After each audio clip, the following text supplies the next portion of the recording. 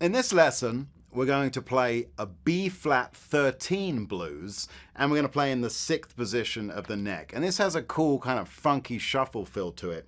When we talk about 13th chords, we're basically still thinking of dominant 7ths. And in the way that we added the 9th to the dominant 7th, which was the 2nd note of the scale, the 13th is the 6th. So if you had a B-flat 7, let's say, okay, and you count up, you could use the major scale, count up to the 6th note, 1, 2, 3, 4, 5, 6. That's a G, or keep going to 13, G. So we're going to add a G note to our B-flat 7th. Now what we could do is just take this big E7 cage shape for B-flat, and again, how do we know that's B-flat? Well, take our E7 open shape, slide it up to the 6th fret, because the bass note at the 6th fret, low E string, is our B-flat. So there's B-flat 7, and we could just add the 13th right there on the B string. But that sounds a bit big and clunky, and this is a kind of a funky shuffle. So what we want to do is strip that down a little bit and just play it on the top 4 strings. Okay, now I should also say you could play this B-flat 13 like this, with just the low E string and then the D, G, and B. That's a nice warm sound. But in this case, we're going to play the top 4 strings. And so what's that going to give us? On the D string, 6th fret, you've got an A flat, and that's your flat 7 of the B-flat 13. On the 7th fret, you've got the note D, which is the 3rd of the B-flat 7. And then on the B string, on the 8th fret, you've got G, and that's the 13th. And then by adding our pinky onto the 8th fret E string, we're putting in the note C, which is the 9. So a B-flat 13th chord has to contain the 3rd and the flat 7th, and then of course the 13th, but we're adding a 9 in there as well, give it that extra kind of full quality. So there it is, played on just the D, G, B, E strings. And the rhythm I was using on that, I'm just adding a rhythm stab on the 1 and the and of the 2. 1 and 2 and. 1 and 2 and. Okay, and that gives it that nice kind of rolling backwards and forwards feel as we play that B-flat 13. Now, the 12 bar here is pretty standard at the beginning. You get 4 bars of that B-flat 13, so that's your 1 chord of the blues. Then you're going to get 2 bars of the 4 chord. So if B-flat 7 is what this is based on, the 4 chord would be E-flat 7. Okay? And how can we play E-flat 13? Well, we could take that E-flat 9 chord, which is based out of a C7 cage shape that we've used before now a lot. There's the 9 on the B string, the note F. And we could reach our pinky up and get the 13 like that, which is on the high E string at the 8th fret, and that's a C. That's not very comfortable though. It's an option, but it's not very comfortable. Let's see if there's another one. So inside, we have B-flat 13, still in this 6th position. And what about if we extract from the E-flat 7 caged A7 shape and add the 13? Let's see what that would do. Well, let's see. We could play B-flat on the D string on the 8th fret, and that's the 5th of the E-flat chord. We could play D-flat on the 6th fret of the G string, and that's the flat 7.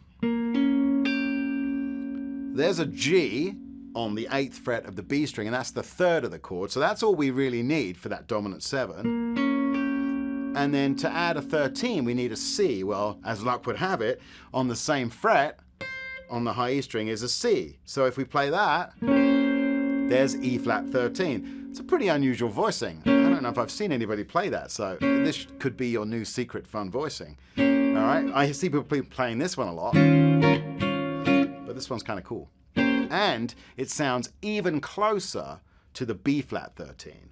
So listen to this, B-flat 13 into E-flat 13.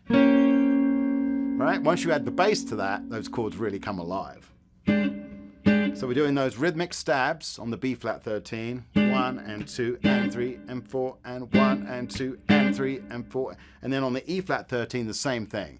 1 and 2 and 3 and 4 and 1 and 2 and 3 and 4. So that's a nice 1 chord to a 4 chord in the exact same position on the neck. And then what are we going to do for the 5 chord, for the F13 in this case?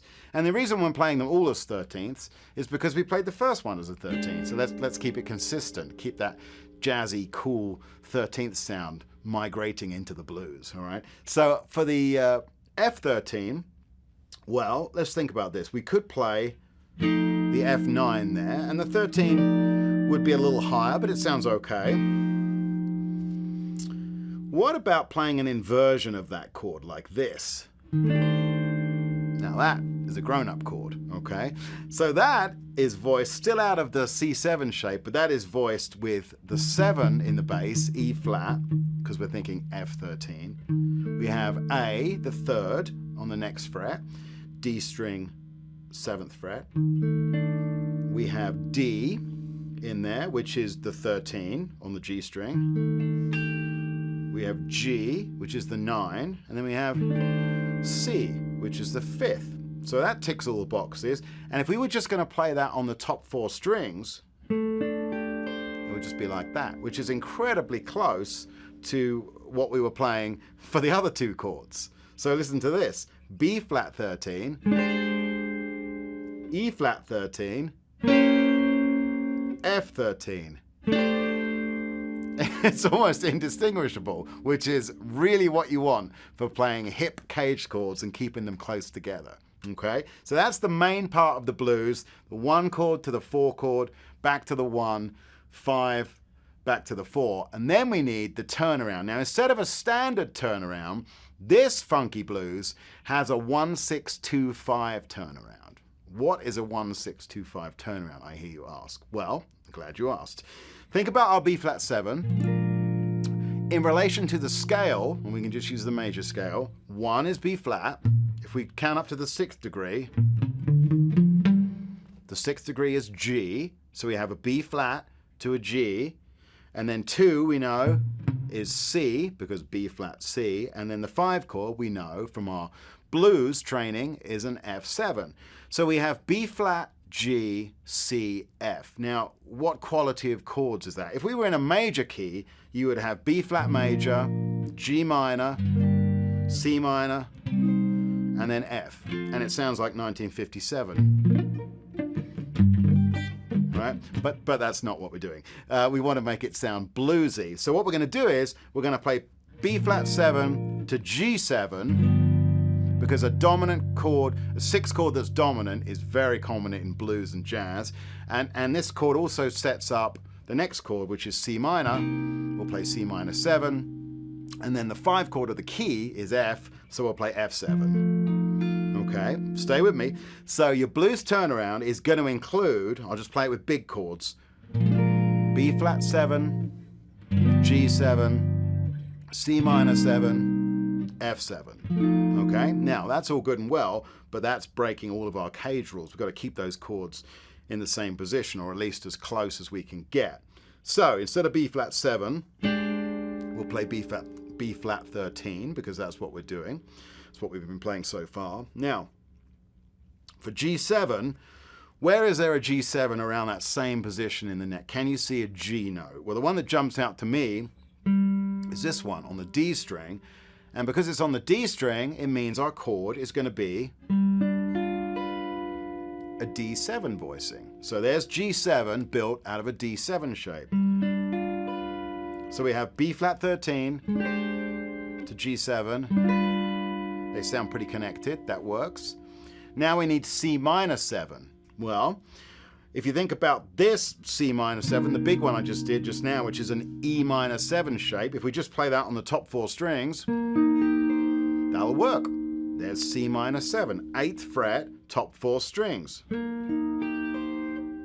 B flat is the 7, E flat is the minor 3rd, G is the 5th, and then C is the root. All right, so we've got B flat 13, to G7, to C minor 7. Then we need F7. Well, we could play, you know, in this position we built our chord off of the C7 cage shape, so we could just play that for the F7. Let's see how that sounds. B flat 13, G7, C minor 7, F7. That sounds pretty good. We could also turn that into F9 if we wanted to, which would just be, the only thing we have to do there is take our F root note that's on the B string, bring it up 2 frets to a G. We're adding the second, adding a 9, right? So that would be this. So that would be B flat 13, G7, C minor 7, F9. That sounds pretty close and pretty connected. I like that. So we could use that for our turnaround. Let's also just mention another alteration we could put in there just to kind of introduce it to your ear, because in the previous lessons we've started messing around with the 9th on a dominant chord, playing it either as a sharp 9 or a flat 9, and we also put a sharp 5 in. So that sharp 5 would be a good sound for this. So B flat 13. Now, what about this? Sounds a little dissonant, right? Sounds a little bit Alfred Hitchcock to me, because it has an augmented sound, right? And so that, based out of a G7, that would be the 3rd, the sharp 5, the root, and another 3rd. So we could use that instead. We could play B flat 13, G7 sharp 5, C minor 7, F9, okay? So, but that's just a little extra icing on the cake. For now, let's just keep it like this. B flat 13, G7, C minor 7, F9, okay? So let's play through the blues form using these 13th chords, adding this rhythmic stab, 1 and 2 and 3 and 4 and all the way through the form. And then when we get to the turnaround, we can just play each chord once. Back to the top again. Let's play this along with the jam track and practice moving through these cool 13th voicings.